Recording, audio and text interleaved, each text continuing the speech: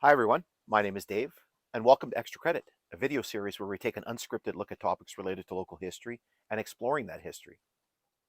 All right, so as we normally do before we start the episode, just a quick reminder to visit my website. You're going to find a link in the description, and there you're going to find all kinds of information related to the topics that we explore in this video series and then some. Also, a reminder that you can follow me on social media. So you'll find me on Facebook, you'll find me on Twitter, and you'll find me on Instagram. And last but not least, if you haven't already done so, please make sure that you subscribe to the channel and turn on the notification. There's content that drops regularly on here that takes time to make it onto social media. So by subscribing to the channel, turning on the notifications, you're going to get that content much quicker than if you're waiting for it to come out on social media. So, latest episode. So this is kind of a little bit of a impromptu episode. Um, this is kind of a makeup one also because we missed an episode back in May. So we normally don't do episodes during the month of September, October for sure. The reason being is twofold. First of all, I'm sort of heading back to school, which is very busy. I have football. We kind of get back into hiking. And so there's a lot of things that are going on. So I don't really have time to. Luna wants to visit here. I don't really have time to do the episodes, but we missed one back in May, so this is kind of a makeup episode. So we're filming this one off in August so that we can put it out in September. So as I was saying, it was kind of a bit of an impromptu episode. She's being really cuddly because I wasn't really planning on doing this. So in previous episodes, you heard me mention that we were going to be coming back to some explorations of the Kinghorn line, but we weren't going to be doing that until the fall time. So what ended up happening is we ended up coming back to it much sooner than I. Geez, the dog is just like wanting like cuddles much sooner than I anticipated. And it really all was my wife's fault. Uh, so my wife is not really known as kind of an outdoorsy person. She sort of is more of a city girl. So she's never really come on any of my explorations and things like that. And so one day she's like, I want to go biking with you. I'm like, what do you mean in the city biking? And she's like, no, on one of your railway explorations. I'm like, really? And so the problem was, as I wasn't, Jesus, Luna's really distracting me here. I wasn't really planning on doing any explorations, as I mentioned in the summertime here. Now, as it turns out, she did have an ulterior motive because she wanted to come on the exploration because she wanted to go and look for blueberries. If there was a good spot that we could go out and later on pick blueberries. So I kind of thought about it, and I'm like, okay, well, I have a place in mind that we want to that want to have a look at. And actually, turns out ties in with one of the explorations we did last fall. So last fall, I had been out and we redid the section near Cash Creek. Sorry, it's a little the weather's been kind of stupid lately, and it's been sort of all over the place. Just to the south of us, like Minneapolis, which is about 6 hours south of us, has been like melting under that big sort of um, Midwestern heat wave. Temperatures that are like, I guess down there and approaching 100 degrees Fahrenheit, right? So well over 30 degrees Celsius, and we have not had that heat. So it's kind of a bit of a chilly morning. You can see behind me, there's a bit of a north wind coming off the lake, and we're in the shade here. And so in the sun, it's fine, but in the shade here, it's a little on the chilly side. So anyway, last fall when I had been out redoing a section of grade near the Cash Creek Trestle, um, I had explored a an old emergency airstrip that was just north of the grade, and actually ties in with the railway because in the late 30s there was a flag stop that shows up, and the best I can figure, because it's kind of random in the middle of nowhere, best I can figure that flag stop was associated with the construction of that emergency airstrip. Anyway, so when I was in the area, I had noticed that there was blueberries. And so I told my wife, well, I said, well, I have somewhere in mind. I had planned to go and visit the Cache Creek on one of these extra credit episodes. And so I figured, well, we can do that. And then while we're in the neighborhood, we'll look for some we'll look for some blueberries.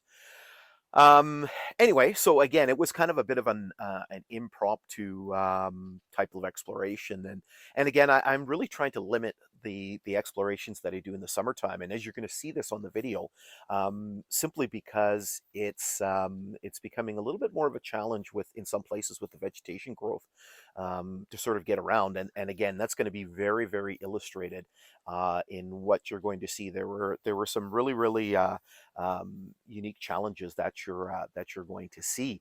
Now, obviously, this area is quite interesting. There is quite a number of things to see. First of all, the geography is very, very interesting. It's part of that old sort of Lake Nipigon floodplain. So it used to be an old sort of outlet of Lake Nipigon. So you're going to see lots of sandy soils, really impacts the sort of vegetation. You're going to see the remains of an old section house. You're going to see a really neat sort of retaining wall. And then you're going to see the Cash Creek Trestle, we're going to talk about this at the when we come back at the debrief here. The Cash Creek Trestle or viaduct has been pointed out because it's not really a trestle; it's kind of more of a viaduct. Anyway, without any further ado, let's get into the video here, and then we'll come back and talk a little bit about a few things. All right, so we're going to leave this road behind. There's no name for it, so I call it mileage 56 road because of the map reference that shows mileage 56, which was the mileage on the old railway line before it became the Kinghorn.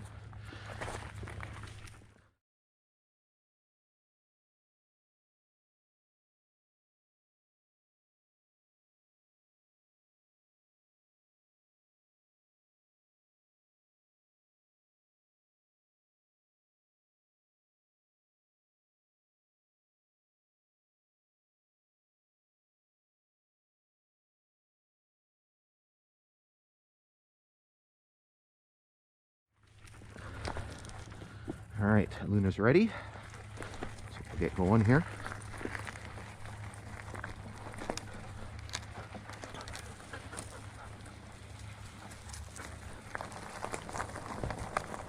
I'm very backlit, but we do have a special guest with us today. I do have my wife with me, but she's camera shy, so we won't show her.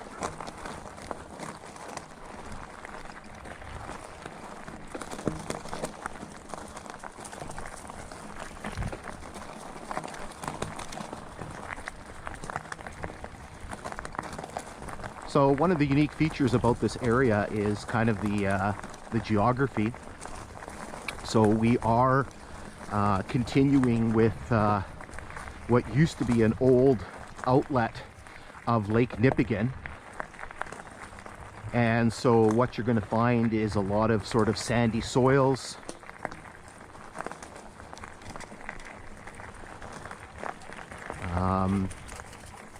Just beside us, just to the south, to my left, is Wanagoo Creek, which flows out of Wanagoo Lake, and then it's going to mesh with the creek that is our destination, which is Cash Creek, or as it was originally known, Cash Creek. So again, you're going to find lots of sandy soils, and you're going to see that coming up in a little bit. You're going to see lots of particular types of vegetation, so lots of jack pines and things like that, and lots of, at least in this first part here, lots of embankments. We're up on a pretty high one right now. And at the bottom of some of them, some pretty substantial culverts, lots of older style ones here, lots of the old segmented concrete culverts.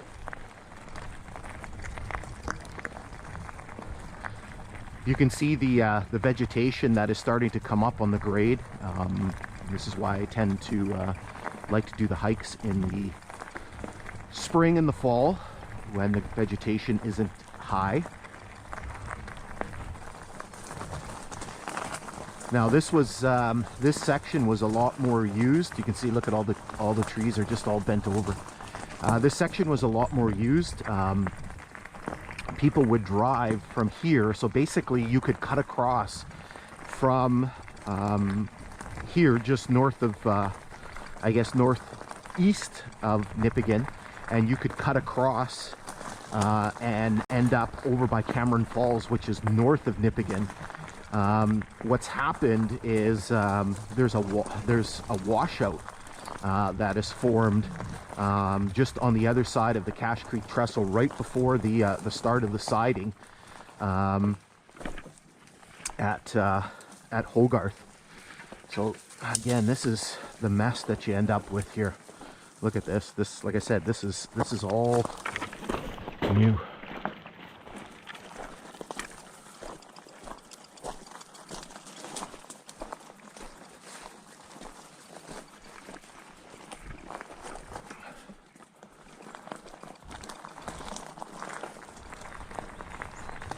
Oh my God, this is bad.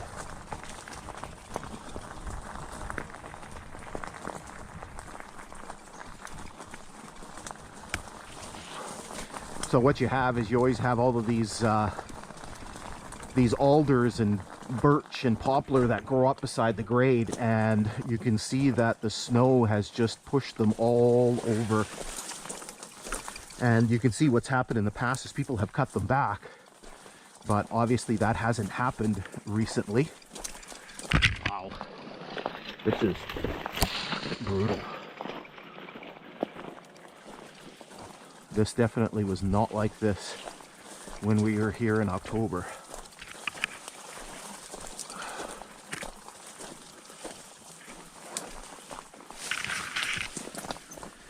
Okay, we're gonna have to do this with this one.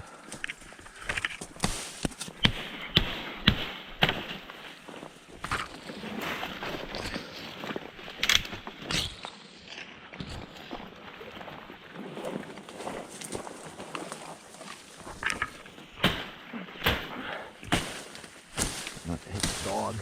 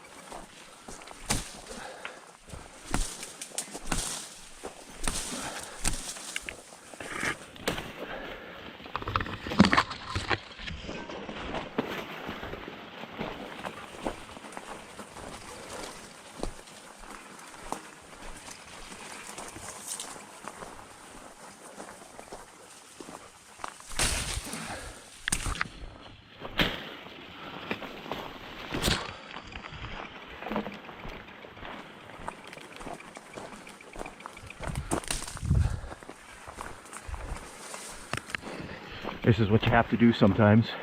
So this is what we were doing in the springtime there, just west of here by Nipigon.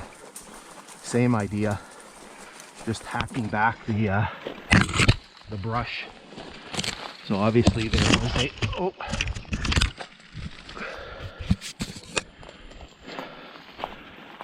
wet, heavy snowfall at some point.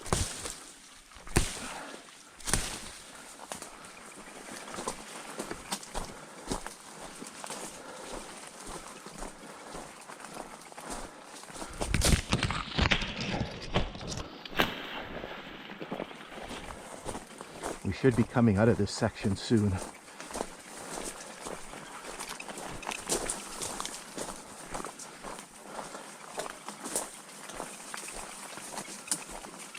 All right, let's replace the K-bar, and we're going to hold up here for a second. Check the battery, check the camera, make sure there's no water on the lens, and then we'll get going again. So this is where Milepost 107 should be, and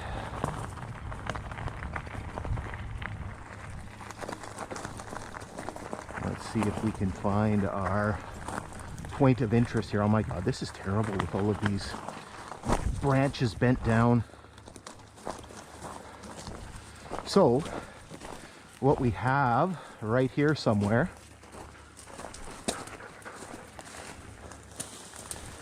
I actually found this last fall. Where is it? There it is over there. Kind of went by it a little bit. So this is the remains of an old section house here. Doesn't seem like much, and I remember when I was here I was like, wow, this is a pretty small section house. And then when I went back and looked at the CN map that I have,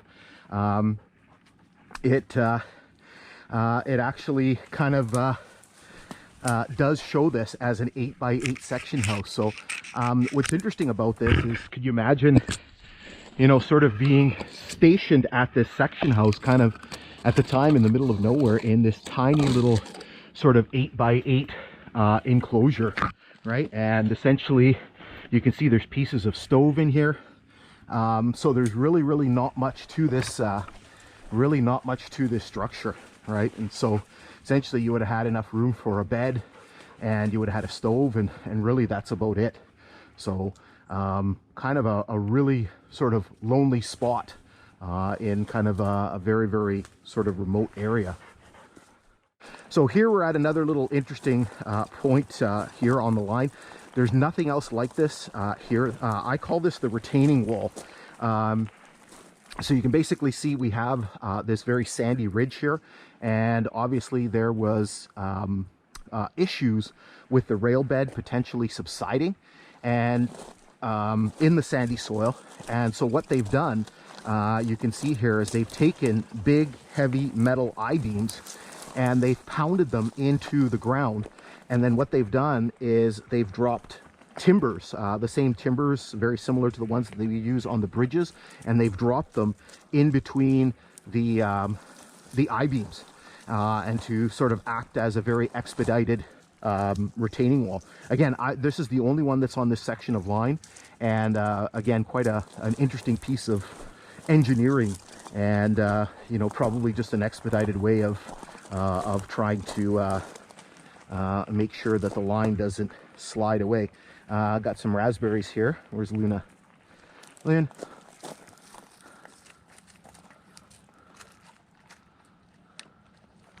Luna likes her raspberries. Okay, let's keep going here. So right at this corner coming up here is close to where Milepost 108 is located. Not sure what the marker is here for. So, bunch of stuff. Okay, so we have Milepost 108, that's here. Now, you'll notice this trail that goes up off to the north, to the right. So just up there, and you can actually see this very plainly on Google Maps, on satellite images. There's what appears to be an airstrip, and so kind of doing a little bit of digging, as it turns out, basically what's here is in the late 1930s they established passenger service across Canada, and what they did was they built a series of emergency airstrips along the northern CN line. Every so often, every 100 miles or so, in case the planes had to make an emergency landing. Now, what I think they did is they built a few coming down towards Thunder Bay, because there is one near Jellicoe, and then there's one here.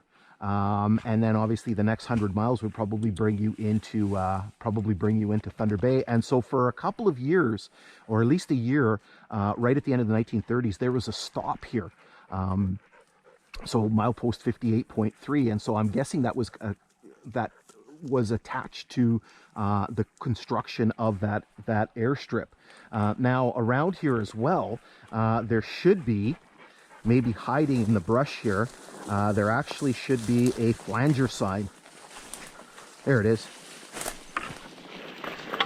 So you can see the sign here. Now, I'm not sure if this flanger sign was for that stop over there, or if the flanger sign was taken from the bridge that's just up ahead here. I'm not sure where that came from, but it does seem out of place. Again, I don't imagine there was a flanger sign for here, so they may have been the one taken from the bridge. Again, Milepost 108 is supposed to be here.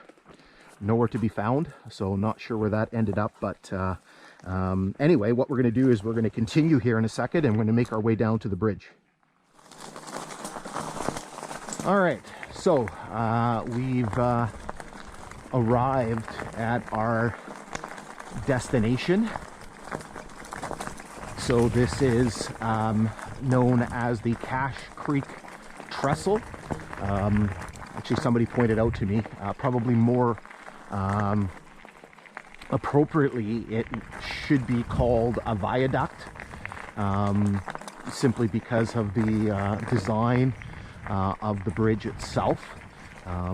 Just the way the spans are kind of lined up and such. So it is more in a viaduct type of fashion. The name is also different, as I mentioned, because it's Cash Creek is kind of, I don't know if it was somebody changed it on purpose or if it was mislabeled, because when you look at old maps, and maybe I'll flash that up here, there's a few old maps that actually label it the Gash Creek Trestle, or Gash Creek with a G. You could see the milepost marker, so 108.4. So again, that's the mileage on the Kinghorn. So for the original line, that would be 58.7. So we're just going to walk a little ways out here, and then we'll turn around. So we were here again last fall, and we did do a full workup on here. We did bring out the drone, and we got some good drone footage, so I'll post a link to that. So this structure was rebuilt in or opened in 1924, and it was replacing, I'm guessing, an original wood trestle. It is the third longest structure on this line. So the first one is the Blend River Viaduct, and then the Nipigon River Bridge, and then this one, I can't remember the mileage. I'll throw it up on there. Sorry, the mileage, the length. Certainly the height, it is the second highest one. It's 93 feet high, or at least that's what I measured using my GPS. And so here we can come up to the fire barrel platform. You can see the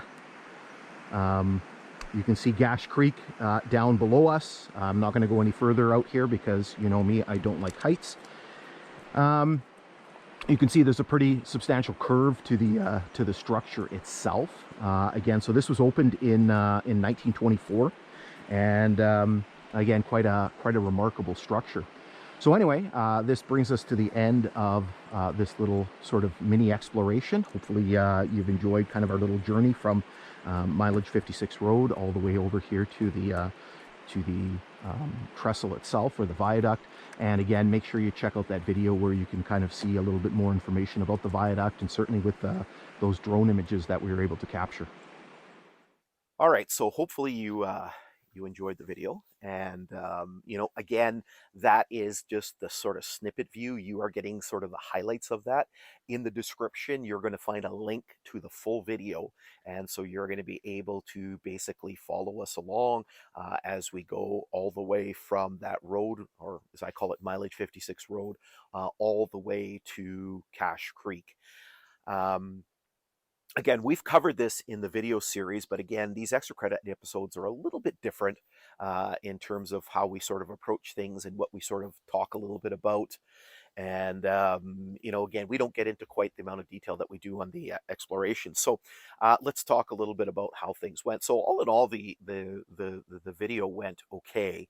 Obviously, you saw that there were some sort of challenges. I know Luna sitting down here beside me, she was all excited because we haven't really been on a railway hike in a while. And so she got to kind of run around and sort of explore things. Kind of neat to be out there with my wife.